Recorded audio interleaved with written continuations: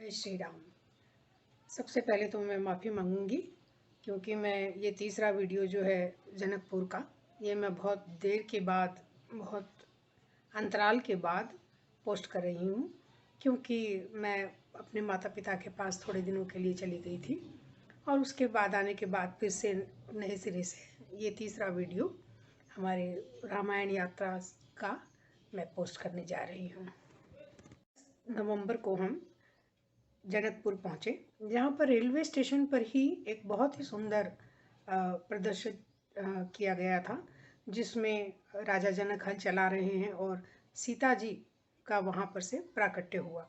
वो बहुत ही सुंदर ये था दृश्य, और इसके साथ ही वहाँ पर बहुत भव्य स्वागत किया गया सभी यात्रियों का। सीता जी के जन्म के बारे में ये कथा है कि एक बार मिथिला नगरी में, विदेह नगरी में बहुत भयंकर अकाल पड़ा और इससे राजा जनक को उनके पुरोहितों ने, गुरुओं ने ये आदेश किया कि वो स्वयं हल जोते। और जब उन्होंने हल जोता तो हल के आगे वाले भाग को सीत कहा जाता है, जिसके जोतने से एक सीता जी का प्राकट्य हुआ और इसीलिए उनका नाम सीता भी पड़ा।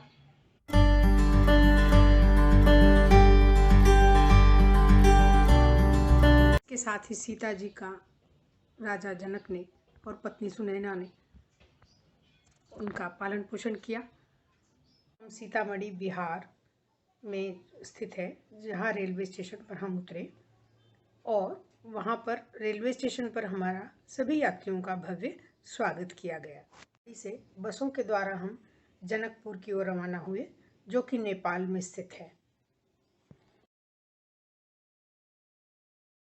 पूर्व पहुँचने के बाद मारवाड़ी सेवा समिति में हमारे लिए भोजन का प्रबंध किया गया था, जहाँ थोड़ी सी अव्यवस्था ज़रूर थी, तो मैं उनसे एक गुजारिश करूँगी कि व्यवस्था थोड़ी सी अच्छी होनी चाहिए यात्रियों के लिए। बाद हम सब अपने अपने होटलों पर गए और हमने स्नान वगैरह करने के बाद राम जानकी मंदिर के दर्शन किए। चूँकि वहाँ पर उस वक्त छठ पूजा का भी बहुत बड़ा उत्सव चल रहा था, तो बहुत भीड़ भाड़ थी, लेकिन फिर भी हम वहाँ से पैदल चल कर गए और मंदिर के दर्शन किए, जो कि बहुत ही सुंदर हैं। अभी आप वीडियो में राम जानकी मंदिर का दर्शन करेंगे।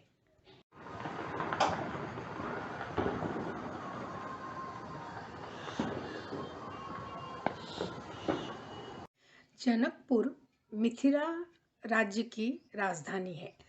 350 वर्ष पूर्व महात्मा सूरकिशोर दास जी ने जनकपुर का पता लगाया था। निम्न वंश के संस्थापक मिथिला के जनक थे, जिनका नाम राजा शीरध्वज था। चूँकि वहाँ पर जो राजा बनते थे उनको जनक कहा जाता था। जनक का अर्थ है पिता, जो कि प्रजा के पिता के रूप में उनको देखा जाता था, इसलिए राजा जनक के नाम से राजा शीरध्वज प्रसिद्ध हुए। जनकपुर के दर्शन करते हैं और जो स्थान हमने देखे उनके भी दर्शन करिए, और जो स्थान हम नहीं देख पाए छठ पूजा के कारण, बहुत ही भीड़ हो जाने के कारण, तो उन स्थानों के बारे में भी हम थोड़ा दर्शन कर लेते हैं।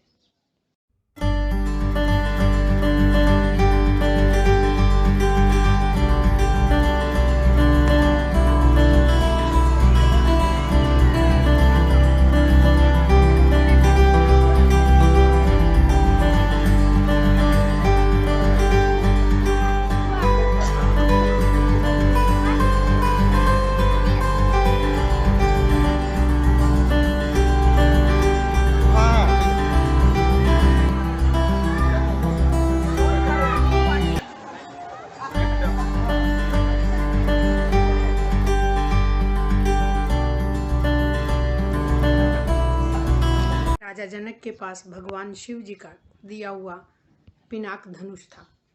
ये धनुष जहाँ पर रखा हुआ था, वह उस स्थान की सफाई सीता जी करती थी। जब सीता जी 7 वर्ष की थी तो उन्होंने उस धनुष को उठा लिया और वहाँ पर सफाई करके और धनुष को यथावत रख दिया। इसलिए राजा जनक जी ने ये प्रण किया था कि जो इस धनुष को उठाकर इस पर प्रत्यंचा चढ़ा देगा, उससे ही सीता जी का विवाह होगा। और इस तरह से श्री रामचंद्र भगवान वहाँ आए, उन्होंने उस धनुष पर प्रत्यंचा चढ़ाई और उस धनुष के 3 टुकड़े हो गए। एक स्वर्ग की ओर चला गया, एक पाताल की ओर, और धनुष का जो बीच वाला भाग है वो पृथ्वी पर रह गया। वो आज भी धनुष धाम में मौजूद है, वहाँ पर है, और उसके अवशेषों के दर्शन किए जा सकते हैं।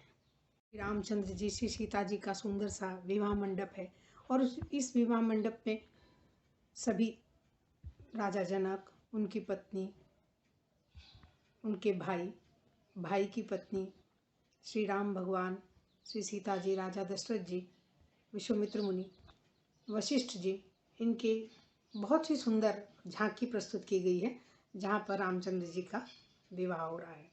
इसके साथ ही इस विवाह मंडप के चारों ओर, चारों कोने में 4 छोटे छोटे कमरे बनाए गए हैं जहाँ पर चारों भाइयों का विवाह होने के बाद चारों भाई अपनी पत्नी के साथ उनका दर्शन ले सकते हैं।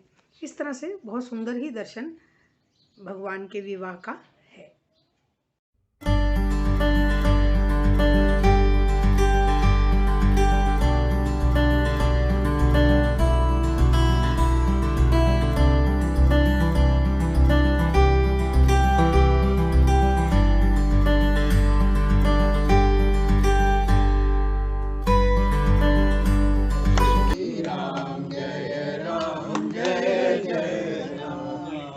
श्री राम जय राम जय जय राम, श्री राम जय राम जय जय राम, बोलो श्री राम जय राम जय जय राम, बोलो श्री राम जय राम जय जय